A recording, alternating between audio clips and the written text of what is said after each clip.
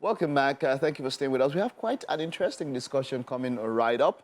I have Kaydene Cambell Ogechi, the Vice President of CLI College in Canada. Now, she is she's a dedicated healthcare professional and, of course, a business leader with a diverse nursing and business administration background, a graduate of CLI College with a registered practical nurse qualification. She holds a BA from a Bachelor of Business Administration from Yorkville University and is pursuing her Executive Master of Business Administration at the University of Fredericton. Did I get that? Fredericton, yeah. Right? Okay, so today we're going to be talking about caregiving learnings from the global caregiving industry. Yes. That's it, caregiving, wonderful. Now, just for, to ensure that everybody gets what we're talking about, what exactly is caregiving? So it's actually providing care for individuals who are vulnerable. So we're of the misconception that it's just taking care of old people. Okay. But that's not the case, right? We take care of people. We take care of new mothers, so we do postnatal, prenatal cares for mothers. Okay. We take care of people who have been in accidents, motor vehicle accidents, people who have developmental issues. So we tend to keep our people who have developmental issues hidden, but as the world evolves, you see that is changing, right? Go to Instagram, you will see all these people from the autism spectrum doing their own version of what it's like to be autistic. So people are no longer hiding, right? So we need people to take care of those people who aren't able to take care of themselves. For me, after God, you guys are the most important. Anything healthcare, you hold a very special place in my heart because you guys do a lot to put people together. What does this industry entail? What does it entail to be a caregiver? If somebody wants to get into the industry, do you have to have a predisposition towards being compassionate and all of that? What does it take to function in the caregiving industry? You definitely have to be empathetic, because if you're not and you're just saying, okay, let me go do this career so I can get money because the job is always available, over time you're going to be very burnt out and you're not going to enjoy what you're doing, right? So you have to have that level of empathy where you actually care about what you're doing. You actually care about the people that you're providing the care for. Now, you mentioned that fact about money. A number of people who migrate or who relocate look at it as an easy way to make money. Oh, there's money in that. Hey, I just have to take care of some old people and all of that. What can you say to help dispel that sort of notion in some ways? We all need money, right? Yeah. And nothing is wrong with wanting money. But at the end of the day, if you're not providing a holistic care, right, you're gonna be jumping from job to job because the people you're taking care of, they're not gonna like you, right? Because you're not being empathetic with them, you're not being gentle with them, you're not being kind with them. You're like, oh, let me just go and grab my money and go home. And in healthcare, it should never be like that. It should never be that. Right. So is there some sort of regulation, an industry regulation that checks on to ensure that everybody is given the maybe basic required level of a caregiver? Is there any sort of regulation? There's always regulation in place, but then you always have people who don't care about regulation and will do whatever they have to do until they get caught. And how are they being checked on regularly, or is it up to the patient to say something, or the person being? So you do have people who advocate on behalf of the patient. Okay. If you're working in the home, then you have the family to take care, to say, hey, I don't think you're providing the appropriate care that I'd like for my mom. In a hospital settings, then you'd have a supervisor to check on what you're doing as well too.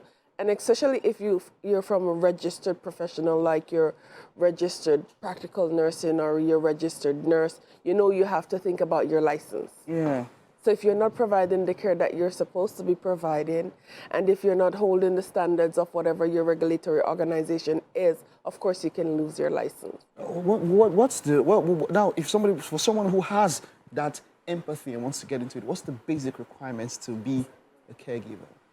So the lowest point on the caregiver scale would be like a personal support worker, a healthcare aid worker. So for those, you'll have like a certification in the field. So you have a basic understanding of what it entails, how to provide basic care while taking into consideration the care, welfare, safety, and security of the client themselves. You have to have BLS and CPR training. You have to have good, proper immunization, because you don't want to catch something that you can has. pass on. Exactly, Right. exactly, definitely. And you have to have like a police check, because you don't want people who are not so trustworthy to be coming in your home. No, definitely working. the background, because that's something that's quite necessary. You need to check in and all of that. And then how about client privileges? Because that's something that has been spoken about sometimes. That sometimes the anonymous, you need to keep your clients anonymous and all of that. Can you tell me a bit of things like that people should know before they even get into this industry? So just like how you'd be working in a law office, you have client relations that you're not supposed to talk about, right? It also entails in this same. Even in your home, even with your spouse, it's the same thing, right? And if you do have to talk about a client for whatever specific reason, you're not supposed to give their name, because you want to promote their dignity, you want to promote their independence, and you want to promote their privacy. So even if you say, okay, today I took care of John Y, right? You're not supposed to get into details about what their illnesses are. Illness is all about, right? Because you have to maintain that privacy. That's wonderful. Yeah. You as a person, you sound very passionate. What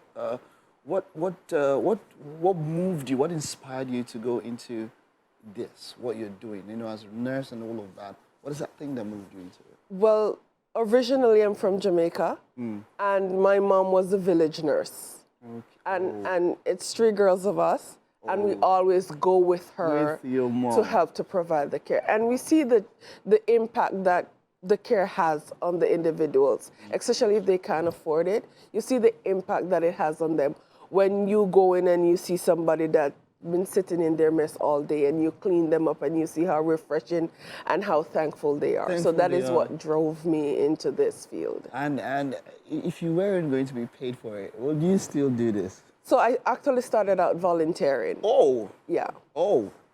And that's quite something, because caregiving, especially I think this was after COVID period. That's when especially during COVID, that's when the caregiving industry and what people got to understand how important and what you all do and all of that. Well, to me random now, but what are your final words? What would you like to tell people out there about what you do and people that want to get into the caregiving industry and all of that?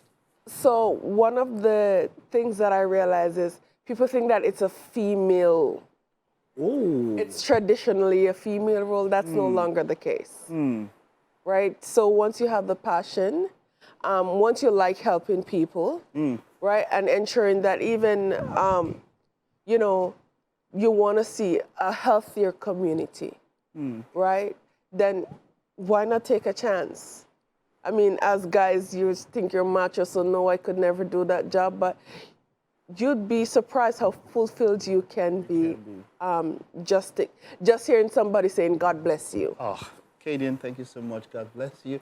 Thank you for what you're doing, and I am here wishing you the best. Keep doing what you're doing. Thank you very much. I want to round up. I don't know. I want you to round off with a little bit of patois. I don't know. Say something. Just wish us something or something. Just a little bit. Just something little.